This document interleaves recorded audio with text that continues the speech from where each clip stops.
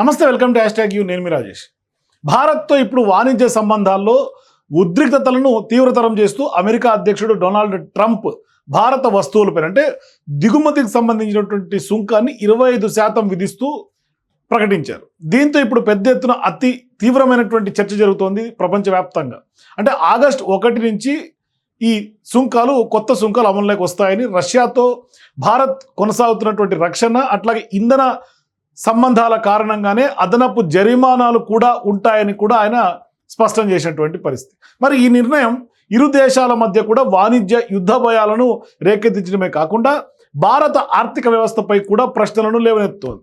Trump తన నిర్ణయాన్ని సమర్థించుకుంటూ భారత్ను టారిఫ్ కింగ్ అని కూడా అభివర్ణించారు. మరి అమెరికా ఉత్పత్తులపై భారత్ అధిక సుంకాలను విధించడం, వాణిజ్యంలో ఉన్నటువంటి అడ్డంకులను ఆయన ప్రధాన కారణాలుగా కూడా చెప్తూ ఉన్నారు.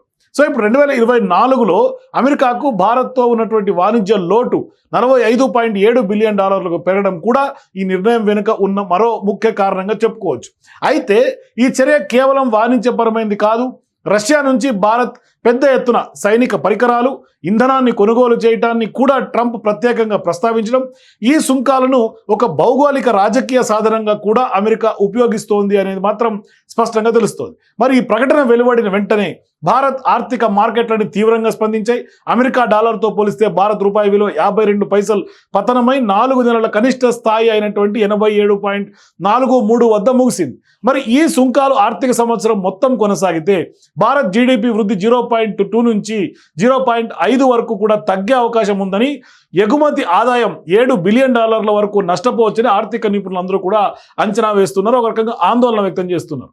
మరి ఈ సుంకాల ప్రభావం అన్ని రంగాలపై ఒకేలా ఉండకపోవచ్చు. అమెరికా వ్యూహాత్మకంగా కొన్ని రంగాలను లక్ష్యం చేసుకుని మరికొన్నింటికి మినహాయింపు ఇచ్చింది. ఆటోమొబైల్స్ కానీ, ఎలక్ట్రానిక్స్ అంటే స్మార్ట్ ఫోన్స్ కానీ, ఇటువంటి పరికరాలు, అట్లాగే కొన్ని డైమండ్స్ మీద ఆభరణాలు, అట్లాగే వస్త్రాలు, ఇట్లాగే ఐరన్కి సంబంధించినటువంటి ఉక్కు వంటి కొంత ఉపాధి కల్పించే కీలకమైనటువంటి రంగాలపై కూడా 25% సుంకం విధించారు. ఇది ఈ రంగాల్లోని ఎగుమతులపైన తీవ్ర ప్రభావం స్పష్టంగా చూపిస్తుంది.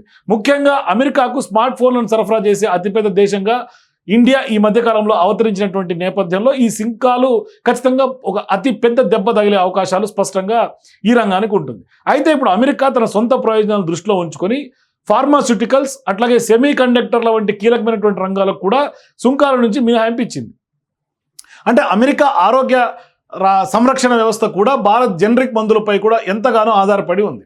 మరి ఇప్పుడు భారత్ ఔషధాల వల్ల కూడా అమెరికాకు $1 బిలియన్ ఆదా అవుతుందన్నది ఈ రంగంపై సుంకాలు విధించడం కొంత ఆత్మ హత్యా సదృశ్యం అవుతుందని కూడా అమెరికా భావిస్తోంది. మరి ఈ క్లిష్ట పరిస్థితుల్లో భారత్ తన వ్యూహాత్మకమైనటువంటి స్వయం ప్రతిపత్తిని కూడా ప్రదర్శిస్తోంది.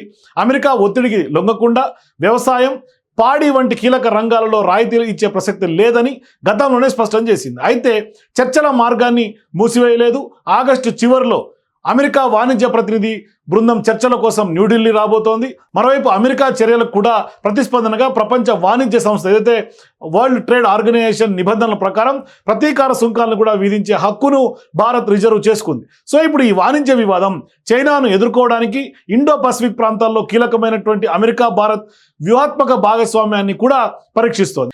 గతంలో రష్యా నుంచి S-400 క్షిపణులను కూడా కొనుగోలు చేసినప్పుడు CAA, TSA ఆంక్షల నుంచి మినహాయింపు ఇచ్చినటువంటి అమెరికా ఇప్పుడు అదే కారణంతో సుంకాలు విధించడం కూడా కొంత కొసమెరుపుగా చెప్పుకోవచ్చు. అంటే రాబోయే చర్చలు ఇరు దేశాల మధ్య కూడా ఉన్నటువంటి లోతైనటువంటి యొక్క బాండింగ్, వాణిజ్య కొంత గొడవలు ఎలా సమన్వయం చేస్తుందనేది మాత్రం కొంత తెలియాల్సినటువంటి అవసరం ఉంది. కానీ భారత్ అయితే ఎక్కడ తగ్గేది అన్నట్టుగా ముందుకెళ్తోంది.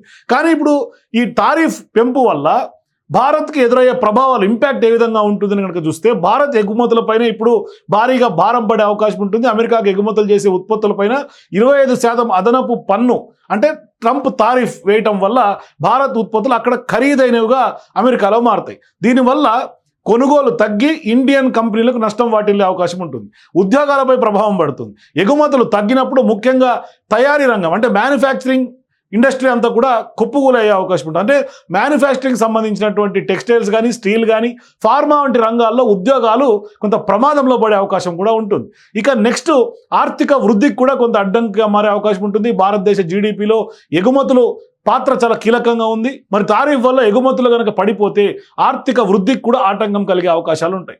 మరి ఇప్పుడు రూపాయి విలువపై కూడా ఒత్తిడి ఉంటుంది. అంటే ఎగుమతులు తగ్గితే విదేశీ మారక ద్రవ్యం ఏదైతే ఉందో అంటే ఫారిన్ ఎక్స్చేంజ్ ఇన్ఫ్లో కూడా తగ్గే అవకాశాలు ఉంటాయి. ఇది రూపాయి విలువను మరింత దెబ్బతీసే అవకాశం కూడా లేకపోలేదు. సో ఇప్పుడు ప్రతిస్పందనగా భారత్ కూడా తారీఫ్ వేయొచ్చు.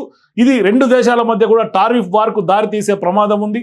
దీని ఫలితంగా ఉత్పత్తుల ధరలు మరింత పెరగొచ్చు కూడా. అంటే తద్వారా ఖచ్చితంగా ఇది పూర్తి స్థాయిలో ఎఫెక్ట్ పడే అవకాశం ఉంటుంది. మరి ఇప్పుడు ఈ అంశానికి పరిష్కారం ఏంటి అనేది ఒక చర్చ.